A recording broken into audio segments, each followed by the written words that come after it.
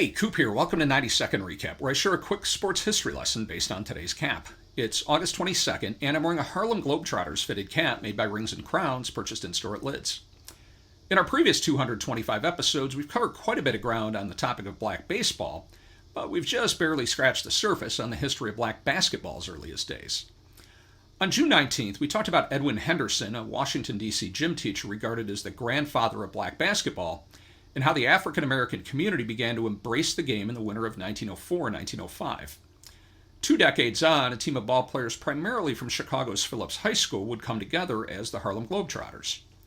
Their groundbreaking European tour in 1950 led to a follow-up in 1951, their first outright deployment as ambassadors of goodwill and democracy.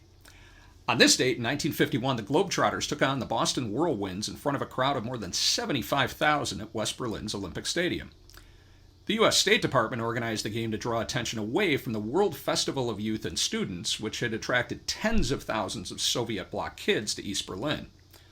Ostensibly, the contest would demonstrate to Stalin and his commie buddies that, thanks to American democracy, blacks were on a level playing field, or court, with whites. Of course, the irony here is that, like all other blacks, the Globies were subject to the segregation and racism of the Jim Crow era when traveling in huge swaths of the U.S. But hey, never let facts get in the way of a good narrative, right?